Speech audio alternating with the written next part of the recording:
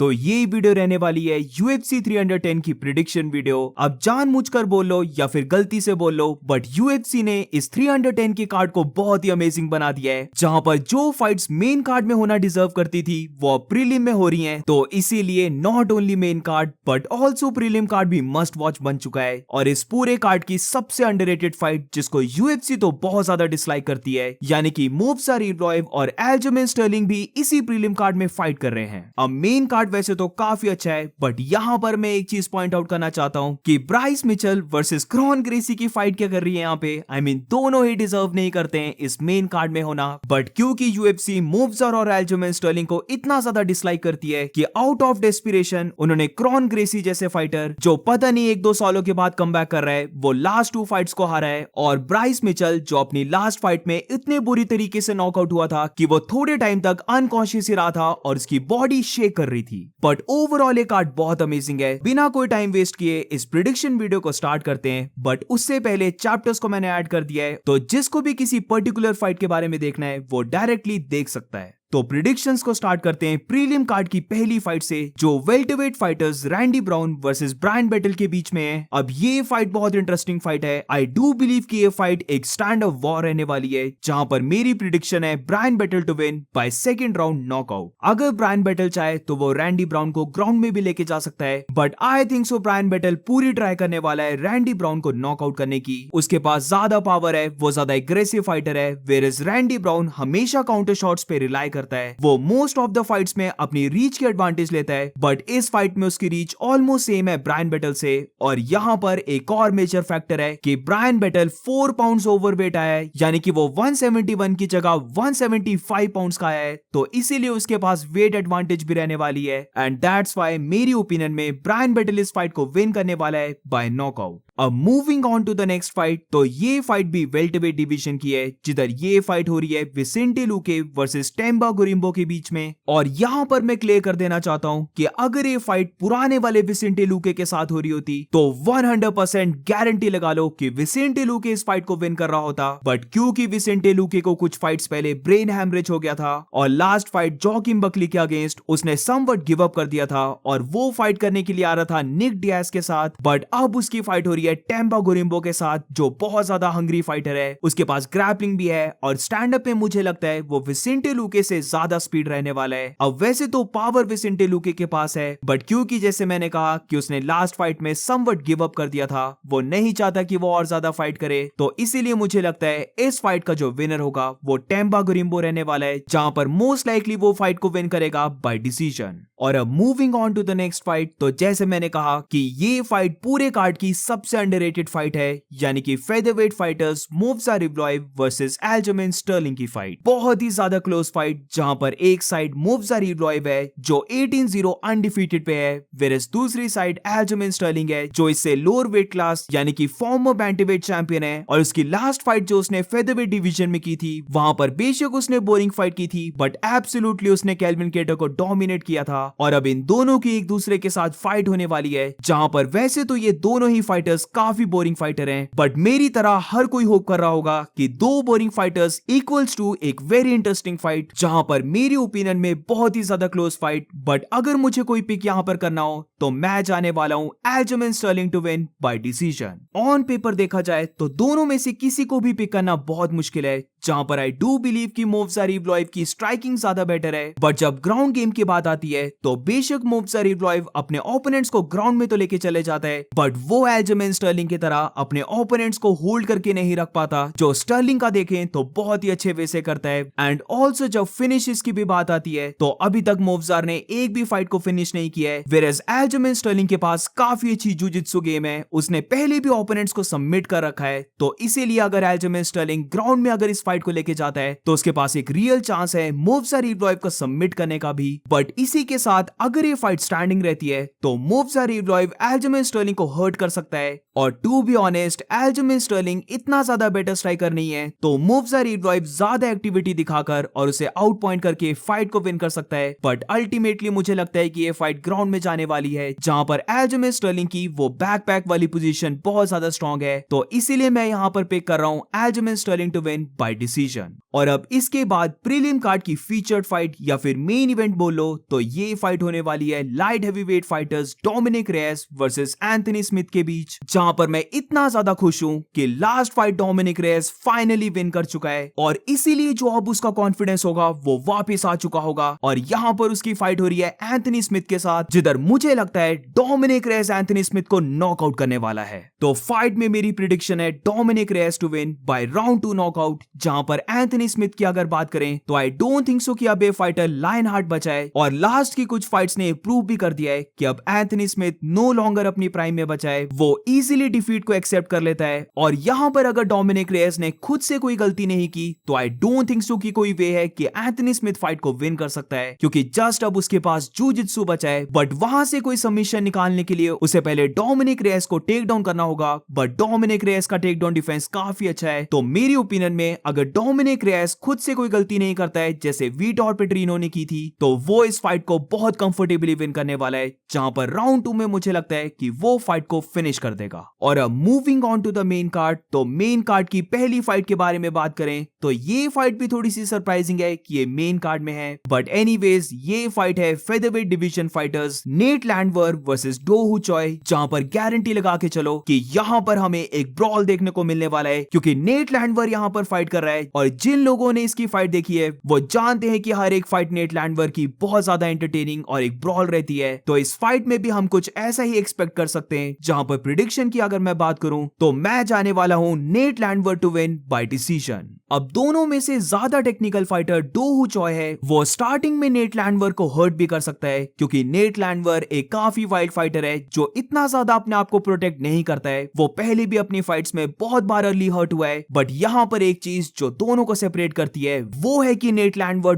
बहुत ज्यादा प्रेशर को पुट ऑन करता है। वो बेशक बीटिंग लेता रहे बट वो स्टिल प्रेशर को पुट ऑन करने वाला है, वो अपने ओपोनेंट की विल को ब्रेक करता है। और एग्जैक्टली मुझे लगता है कि यहां पर भी होने वाला है, जिधर बेशक डो हू चॉय टेक्निकल वे से नेट लैंडवर के ऊपर पंचेस को कनेक्ट कर रहा होगा, बट नेट लैंडवर ये सारे पंचेस को लेने के बाद भी अपने प्रेशर को छोड़ने नहीं वाला है। वो इस फाइट को जितना हो सके उतना ज्यादा डर्टी बनाने की ट्राई करेगा, और फिर 3 में से मैं बिलीव करता हूं कि एटलीस्ट 2 राउंड्स नेट लैंडवर जीतने वाला है। और अब moving on to the next fight, तो ये फाइट भी फेदरवेट डिवीजन की है, जिधर ये फाइट है Bryce Mitchell versus Kron Gracie के बीच में। अब absolute respect to Gracie family, क्योंकि उन्हीं की वजह से ये मिक्स्ड मार्शल आर्ट्स चला है। आई मीन खुद यूएफसी उन्हीं की वजह से एग्जिस्ट करती है। बट सिर्फ यहां पर अगर Kron Gracie as an individual fighter के बारे में बात करें तो उसका जूजित्सु बेस्ट होगा पूरे वर्ल्ड में, बट एज एमएमए फाइटर वो बहुत ही बिलो एवरेज फाइटर है, जहां पर जब भी वो हर्ट होता है या फिर हल्की सी भी फाइट ग्राउंड में जाती है तो जैसे कि जूजित्सु टूर्नामेंट में होता है exactly Kron Gracie MMA fight में करने लग पड़ता है, जिधर वो गार्ड को पुल कर लेता है। और ये चीज देखना वो भी एमएमए फाइट में बहुत बेकार रहता है। तो इसीलिए मैं यहां पर पिक करने वाला हूं Bryce Mitchell to win by decision, क्योंकि बेशक ब्राइस मिचेल भी कोई ज्यादा ग्रेट फाइटर नहीं है, बट एटलीस्ट उसके पास वो स्ट्राइकिंग है जिससे कि वो थोड़ा सा फाइट को तो पुट ऑन कर सकता है। बट क्रॉन ग्रेसी की अगर हम लास्ट 2 फाइट्स को देखें तो वो सिर्फ फाइट को विन कर सकता है अगर फाइट ग्राउंड में जाती है, जहां पर वैसे तो ब्राइस मिचेल के पास भी बहुत ही अच्छी जूजित्सु गेम है, बट जैसे मैंने कहा कि वो समवट स्ट्राइकिंग भी कर लेता है। तो इसीलिए मुझे लगता है कि ब्राइस मिचेल का यहां पर गेम प्लान होगा कि फाइट को स्टैंडिंग बनाया जाए, क्रॉन ग्रेसी को फीट में बीट किया जाए, और इसीलिए अल्टीमेटली मैं यहां पर पिक करने वाला हूं Bryce Mitchell to win by decision.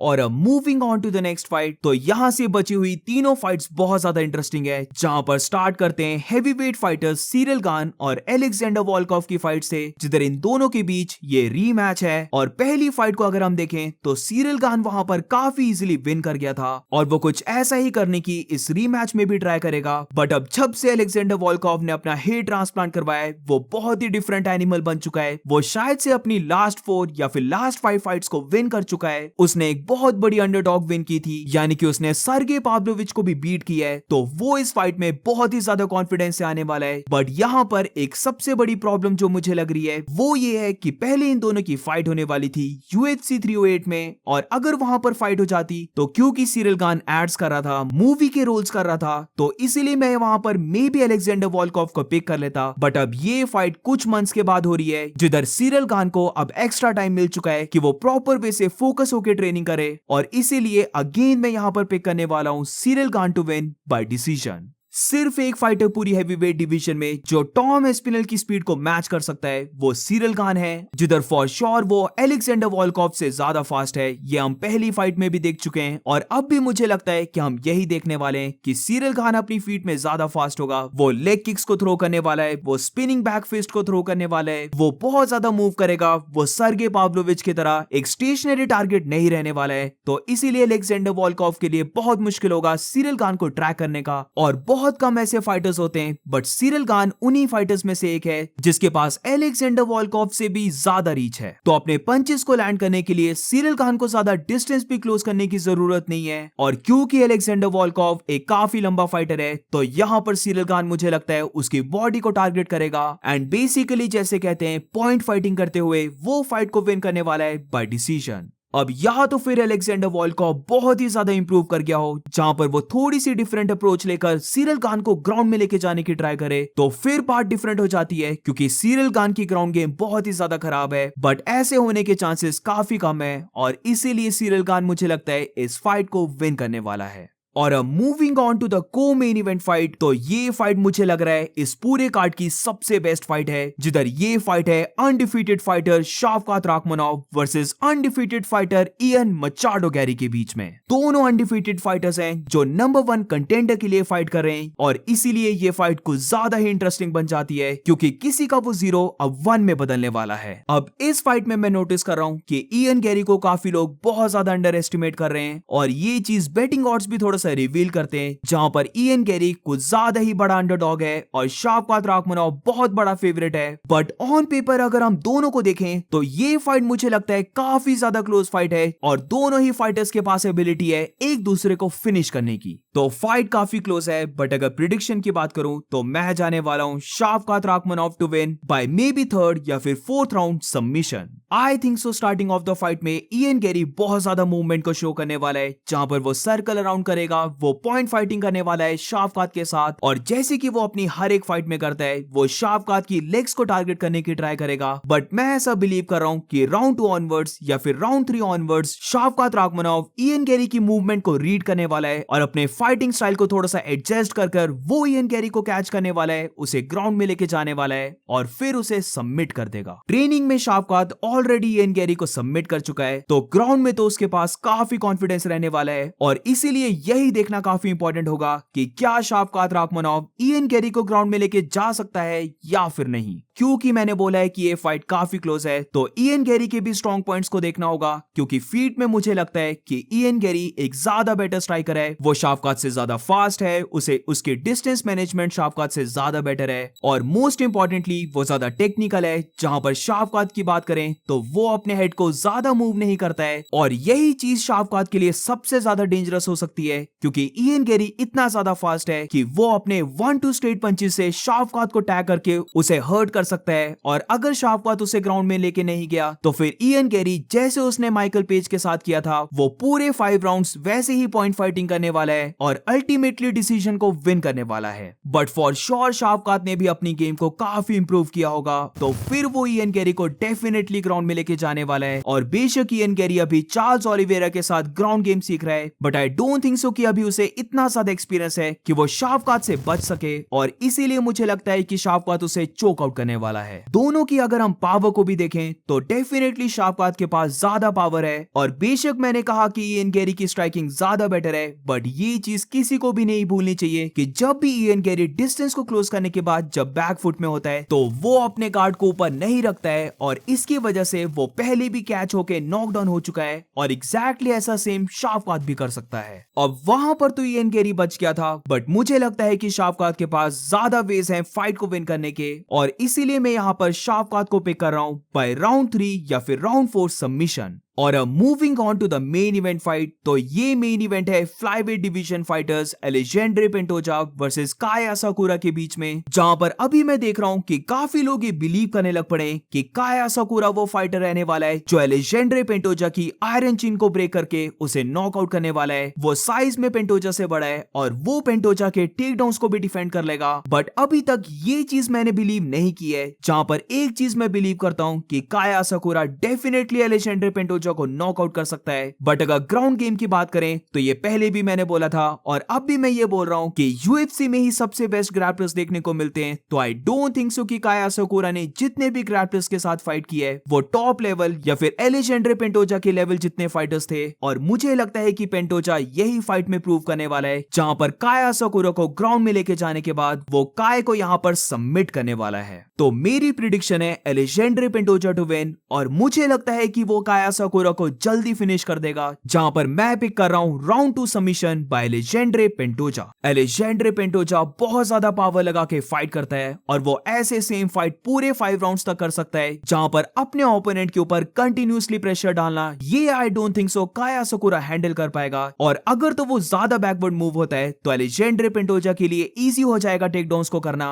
और इवन अगर काया यहां पर कपल ऑफ पंचेस को लैंड भी कर देता है तो पेंटोजा की चिन्ह हम जानते हैं कि एक आयरन चिन्ह है। आई मीन उसने डेविसन फिगरेडो के पंचेस को लिया है, तो लग नहीं रहा कि वो कपल ऑफ पंचेस से नॉकआउट हो जाएगा, और इसीलिए जैसे वो अपनी हर एक फाइट में करता है, यानी कि अपने ओपोनेंट को डॉग वॉक करके उसे ग्राउंड में लेके जाता है और फिर उसे बीट कर देता है। बट एक चीज बहुत इंपॉर्टेंट है कि हल्के में तो काया साकुरा को जरा भी नहीं ले सकते, उसके पास ज्यादा साइज है, उसके पास रीच भी ज्यादा है, और जितनी मैंने काया साकुरा की फाइट्स देखी हैं मुझे लगता है कि वो पेंटोजा से ज्यादा फास्ट रहने वाला है। तो जो मैं डॉग वॉक की बात कर रहा था वो अगर काया साकुरा ने हैंड्स डाउन करके की तो यहां पर काया साकुरा उसे कैच करके नॉकआउट कर सकता है। ऑल्सो काफी जापानीज फाइटर्स की तरह काया साकुरा की किकिंग गेम भी काफी अच्छी है, और पेंटोजा कभी कभार अपने हैंड्स को ऊपर नहीं रखता है, तो मे बी इस फाइट में काया साकुरा का गेम प्लान हो कि पंचेस तो अभी तक पेंटोजा को नॉकआउट नहीं कर पाए, but what about head kicks. May be काया साकुरा इस फाइट में ज्यादा किक्स को थ्रो करे और फिर प्रॉपर सेटअप करके वो हेड किक को लैंड करने की ट्राई करे, क्योंकि ये चीज पेंटोजा के अगेंस्ट काफी इफेक्टिव हो सकती है, क्योंकि जैसे जैसे फाइट आगे बढ़ती रहती है पेंटोजा का गार्ड नीचे रहने लग पड़ता है और कभी कभार तो वो अपने हाथों को ऊपर भी नहीं करता है। बट इसी के साथ ये चीज मुझे लगता है कि फर्स्ट राउंड या मे बी सेकेंड राउंड तक पॉसिबल रहेगी, और अगर ये फाइट राउंड 2 के बाद जाती है तो काया साकुरा मुझे लगता है कि थोड़ा सा टायर्ड भी हो जाएगा, जहां पर फिर एलेजेंड्रे पेंटोजा के लिए फाइट तो और भी इजी हो जाएगी। एंड दैट्स इट गाइस, ये थी पूरी प्रिडिक्शन वीडियो। अब वैसे तो मैं बस मेन कार्ड ही कवर करता हूं, बट क्योंकि प्रीलिम कार्ड भी काफी अच्छा था, तो what do you guys think about this video, और तुम्हारी ओपिनियन में कौन कौन से फाइटर्स विन करने वाले हैं, do let me know in the comments, और मिलते हैं नेक्स्ट वीडियो में।